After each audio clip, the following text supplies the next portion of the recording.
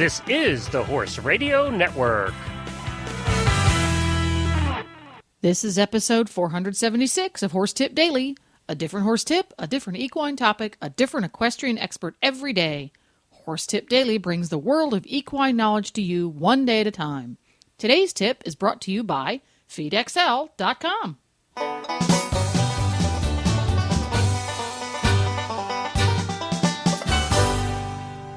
Hi, Coach Jen here, and thanks for tuning in to Horse Tip Daily. Today's tip is from Randi Thompson. Randi is internationally recognized for her award-winning How to Market Your Horse Business and horse and rider awareness education programs. She has been in the horse industry for 35 years and has been coaching professionals for 15 years in horse and rider training, business, and marketing. Randi's tip today is about finding your seat bones. But first, a word about today's sponsor, FeedXL.com. FeedXL.com is like having your own personal equine nutritionist stuffed in your back pocket. As a matter of fact, FeedXL.com is so good that it's used by leading equine nutritionists to formulate balanced diets for their clients. Using details you provide about your horse and what you feed him, FeedXL.com will do some serious math to calculate if your horse's nutritional requirements are being met. You'll see the results of this math in mere moments, displayed in an easy-to-understand format, including graphs that will highlight excesses and deficiencies in his diet. You can visit the FeedXL.com Learning Center and learn more about equine nutrition and feeding for optimum performance. And when you've got a problem with your horse's diet, go to the FeedXL.com Members Forum for fast, practical, and expert advice from FeedXL.com's resident equine nutritionists and guest equine specialists. FeedXL.com even has a cost calculator to formulate and calculate the real costs of any equine diet. FeedXL.com users can rest easy knowing that they are meeting their horse's nutritional requirements in the most up-to-date, cost-efficient way possible. Go to FeedXL.com and find out for yourself. Now, enjoy today's tip. Well, hi, Randi, and welcome back to Horse Tip Daily. It's always good to have you back. It's a pleasure to be back here with you again, Glenn. Now, Randi, I don't think we mentioned in the last tip that you live on the tippy top of a mountain in North Carolina, and you probably have better internet than most of the people listening do, which just blows me away. Well, you never know where they're going to bring internet. Because I have vacationed where you are, and it is the windiest, twistiest roads in America are in the mountains of North Carolina. That's right. And I'm up at 3,200 feet. I'm at the top of a mountain. My windy road is at least paved, but it takes me 10 minutes to drive 3 miles to get to the bottom. How long to go to a grocery store? Oh, like 30 minutes. Oh, my God. I'd starve. I love the privacy and the peace. I'm not that good at planning. I would definitely starve. I'd be. We go like every day to the grocery store, which I know is bad, but it's a mile down the road. So right, it takes us 5 minutes to get there. I can't imagine. I got a quick story, and this is total ADD time, but my listeners are used to it.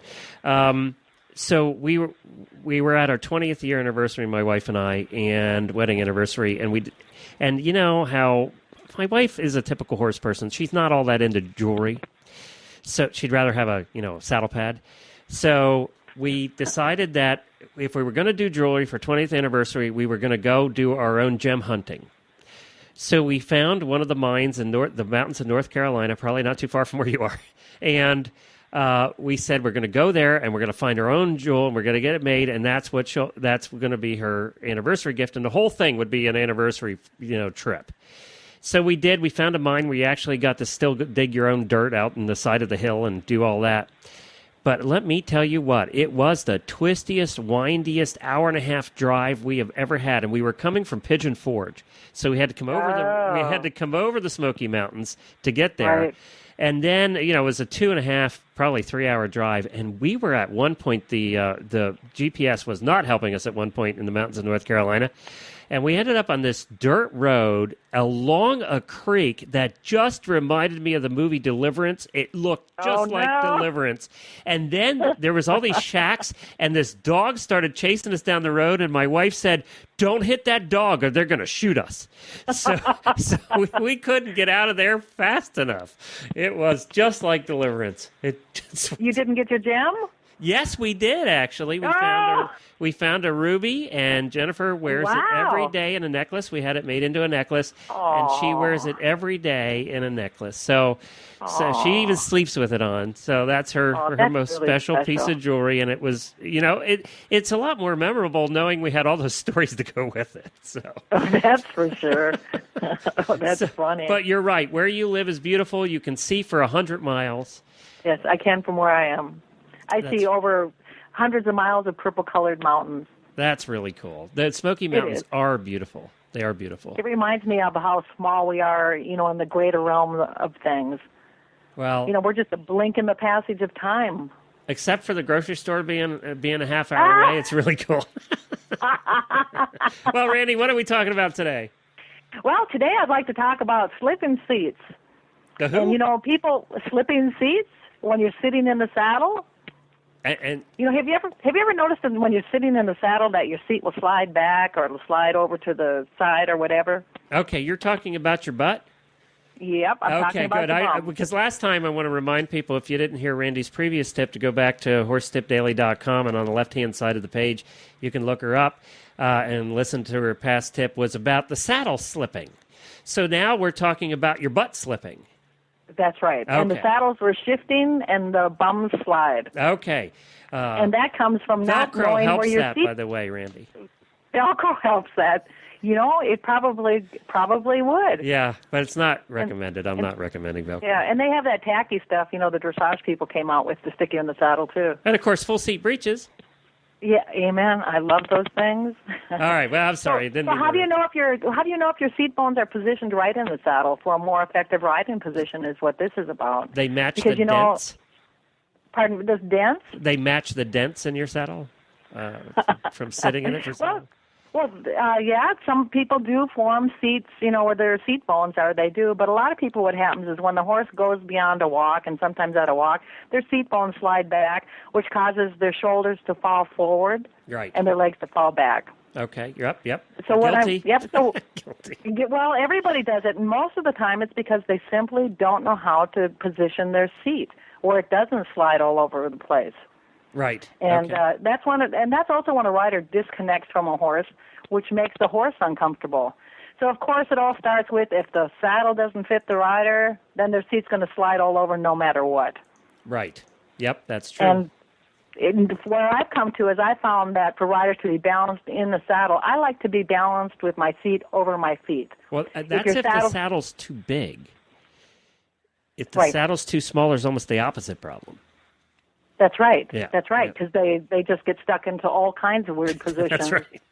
It just, it makes a big difference. And if the saddle stirrups are too far forward, the rider will never have a tight seat either. But, with some of the speed events, they like the leathers way forward. Right. But that's not a balanced seat to where the seat bones are. So let's start with, do you know where your seat bones are?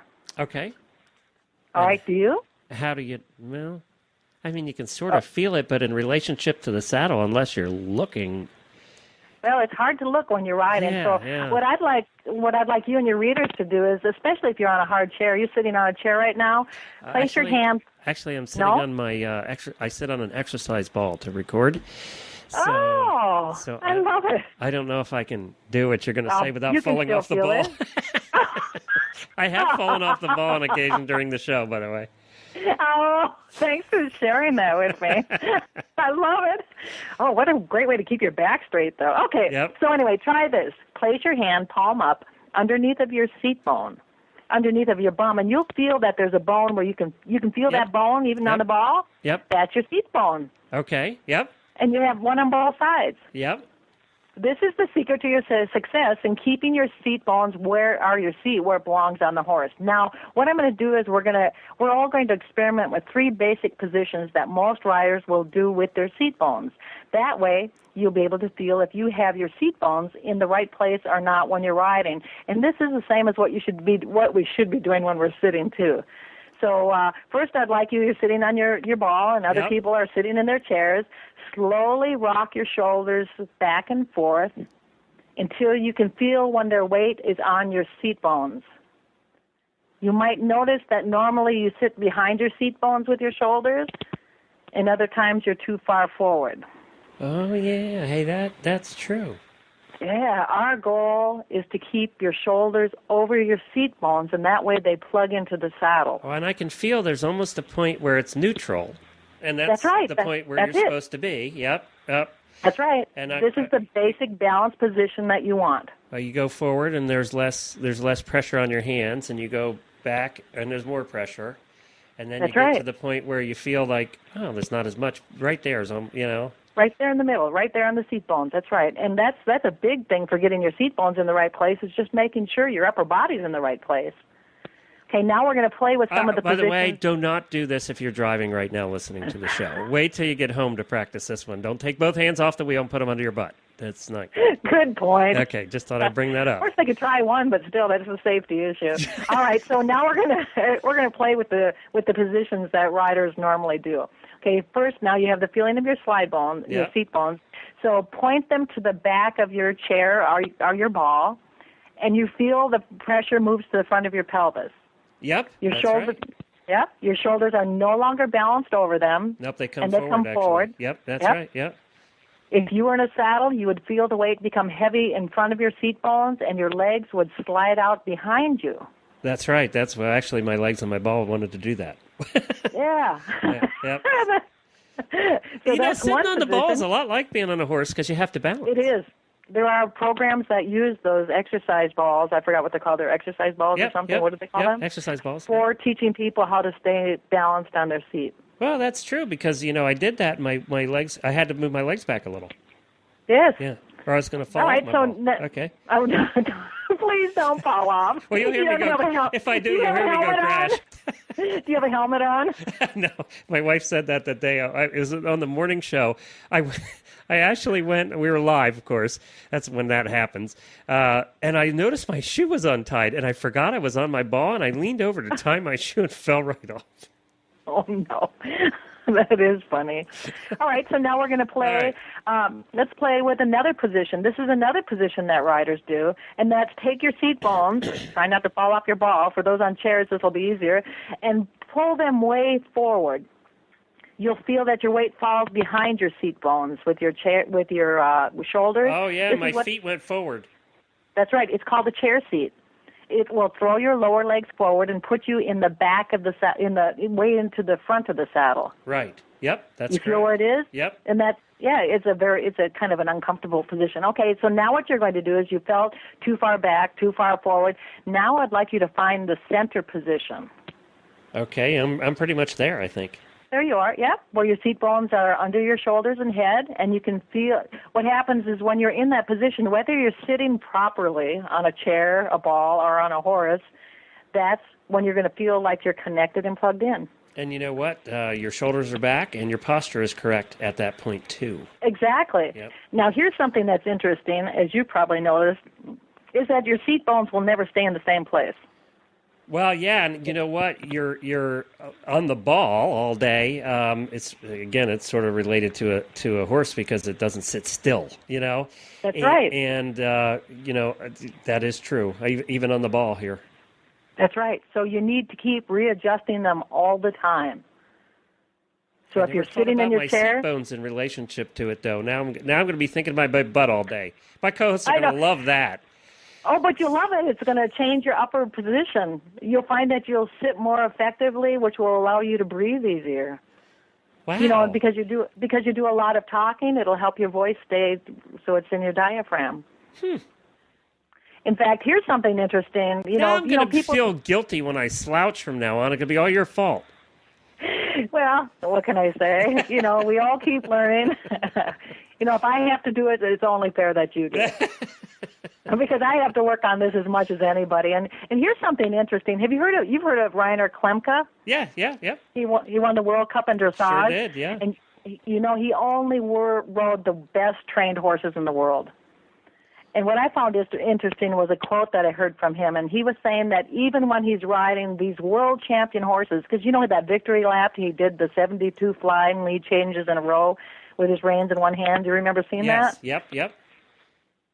A rider at his level, riding that quality of horses, he said he consciously would adjust his seat position every 3 steps. Wow. To keep them in the right place. Most of us are lucky if we remember to do this 3 times in a ride. Right. Yeah, for sure. You don't think about your seat bones too much, but no, but they're the secret to your riding. It makes a horse easier to ride, more comfortable to ride, and you more effective. So with a little bit of practice, you will soon know when your seat bones are disconnected from the rest of your riding position or your sitting position if you're seating. And all you need to do is to bring them back where they belong. And to do that, you can bring them too far forward, too far back, find the medium place, and you'll feel it because you'll come into alignment because you felt it right on the ball. Wow. And as a result, That's really cool. Yeah. And like I said, it'll make the horse more comfortable to ride because you're stable in the saddle. And it'll make you a more effective and elegant-looking rider because it puts you into that proper position that just looks right. And that's sliding seats. I can think of so many great titles for this episode that I can't use. Well, that's what your edit button is for. You know what? There are people at work right now listening to this with their hands under their butts, and their bosses are going to come in and they're going to see them rocking around with their hands under their butts. I know, but it's such a great way to feel it because once you feel it, you'll start feeling it as soon as you get on a horse. As a disclaimer, if you get fired today because you're playing with your butt at work, we are not taking responsibility for that, neither Randy or I. So we better send out release forms right away. Randy, this is terrific. Where can people find out more about you and your training? Yeah.